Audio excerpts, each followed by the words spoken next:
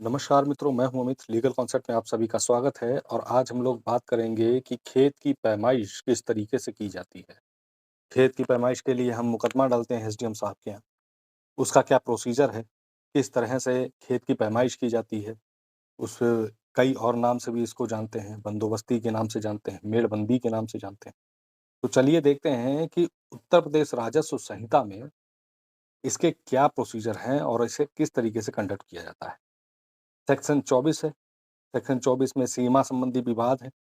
इसका पहला sub clause कहता है कि उप जिलाधिकारी, ये मुकदमा एसडीएम साहब के यहाँ पड़ता है, तो उप जिलाधिकारी स्वप्रेरणा से यानी स्वयं से या किसी हितबद्ध व्यक्ति द्वारा, यानी जिसके हित वायोलेट हो रहे हैं, उस व्यक्ति के द्वारा यदि आवेदन किया जाता है, आवेदन दिया जाता है उस पर्टिकुलर अदालत में, सीमा संबंधी विवाद का विनिश्चय कैसे किया जाएगा? सर्वेक्षण नक्शों के आधार पर, यानी जो पहले से नक्शे तैयार हैं, ये पहली कंडीशन है कि सर्वेक्षण नक्शे जो पहले से तैयार हैं, उसके आधार पर सीमा का सीमांकन किया जा सकता है। अगर वो जिला जो है या वो गाँव वो चकबंदी में चल रहा है, जैसे लोग अक्सर कहते हैं कि चकबंदी में चल रहा है, तो जब चकबंदी में चलता है, तो चकबंदी के बाद जो नक्शे तैयार किए जाते हैं, वो उत्तर प्रदेश जोत चकबंदी अधिनियम 1953 के उपबंधों के अनुसार तैयार किए जाते हैं। और उनका पुनर्निरीक्षण भी यानी एग्जामिनेशन भी किया जा चुका होता है, यानी री-एग्जामिनेशन भी किया जा चुका होता है। तो उसमें जो नक्शे तैयार हो जाते हैं चकबंदी के बाद, उसके आधार पर भी सीमा संबंधी विवाद का निर्धारण किया जा सकता है। लेकिन यदि वो भी नहीं है, तो ऐसा जब संभव ना हो, तो वास्तविक कब्जे के आधार पर सरसरी जाँच द्वारा भी इसका विवाद का निपटारा किया जा सकता है। तो ये सेक्शन 24 का क्लॉज़ 1 ये बात कहता है। इसके बाद क्लॉज़ 2 क्या बात करता है? चलिए इस चीज़ को भी देखते हैं। क्लॉज़ 2 ये कहता है कि यदि उपधारा 1 के अधीन किसी विवाद में जाँच के दौरान उप जिलाधिकारी अपना यह समाधान न कर सके, यानी ये समझ में उसको ना आए, ना कर सके कि किस पक्ष का कब्जा है, या यदि यह दिखाया गया हो कि विधिपूर्ण अध्यासी को सदोष बेदखल करके कब्जा प्राप्त किया गया है, यानी सदोष मतलब जबरदस्ती कब्जा प्राप्त किया गया है। तो 2 कंडीशंस इसमें निकल के आ रही हैं। एक तो कन्फ्यूजन की कंडीशन है कि समाधान ये नहीं हो पा रहा है कि कब्जा किस पक्ष का था, ठीक है? कोई अपना दावा कर रहा है, तो कोई दूसरा अपना दावा कर रहा है। या फिर उसको ये तो कन्फर्म है कि कब्जा किसका था, लेकिन इस समय सदोष बेदखल किसको किया गया है, ये चीज़ इसमें देखेंगे। तो ऐसी कंडीशन में क्या कर सकता है?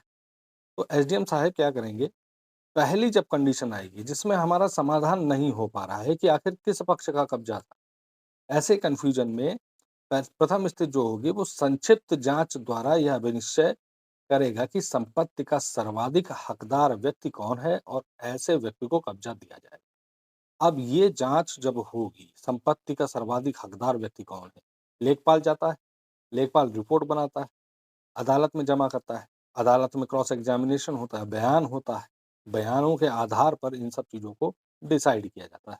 ये कंडीशन हो गई पहली। अब दूसरी कंडीशन में, जो कि दूसरी कंडीशन है, अध्यासी को सदोष बेदखल किया गया है। जब सदोष बेदखल किया जाता है तो द्वितीय स्थिति में वह बेदखल किए गए व्यक्ति को कब्जा दिलाएगा, पहली चीज़ है। जैसे अपोजिट पार्टी जब ज़्यादा ताकतवर होती है और पक्षकार उसका मुकाबला नहीं कर सकता है, तो ऐसी कंडीशन में सरकार उसका साथ देती है।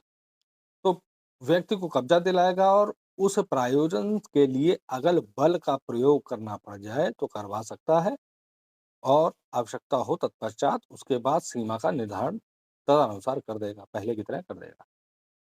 बल का प्रयोग मतलब पूरी फ़ोर्स लेकर जा सकता है, किसी के खिलाफ एफआईआर भी करवा सकता है, बहुत सारी इसमें पावर्स एसडीएम साहब के पास होती हैं। अब सब क्लॉज़ 3 इस बात को कहता है कि इस धारा के अधीन प्रत्येक कार्यवाही उप जिलाधिकारी द्वारा आवेदन के दिनांक से यथासंभव 3 माह में भीतर समाप्त कर ली जाएगी। यानी इसको सरसरी निगाह का एक मुकदमा कहा जाता है, 3 माह के अंदर। हालाँकि ऐसा होता नहीं है, लोगों के कइयों साल तक सेक्शन 24 के मुकदमे पड़े रहते हैं, पैमाइश के मुकदमे पड़े रहते हैं और उसमें कुछ नहीं होता। लेकिन जो कानून कहता है वो यथासंभव 3 माह कह रहा है। यहाँ पर यथासंभव इसीलिए लगाया गया है कि अगर ना भी डिसाइड हो, ये कंपल्सरी कंडीशन नहीं है, लेकिन यथासंभव हो तो ऐसा किया जाता है। अब सपोज़ दैट एसडीएम साहब, सब क्लॉज़ 4 ये बात कहता है कि एसडीएम साहब के आदेश से कोई व्यथित हो जाता है, यानी उसको लगता है कि मेरे जो राइट्स हैं, मेरे जो संपत्ति पर अधिकार है, उसका वायलेशन हुआ है, तो ऐसे आदेश से व्यथित व्यक्ति 30 दिन के भीतर, याद रहे 30 दिन लिखा है, 30 दिन के भीतर कमिश्नरी यानी आयुक्त में समक्ष अपील इसके कर सकता है और आयुक्त का आदेश अंतिम होगा। हालाँकि इसका जुडिशियल रिव्यू हो जाता है, बोर्ड के अंदर इसका रिव्यू हो जाता है, ठीक है? लेकिन अंतिम आदेश इसको आयुक्त को ही, इसका कमिश्नर का ही माना गया है।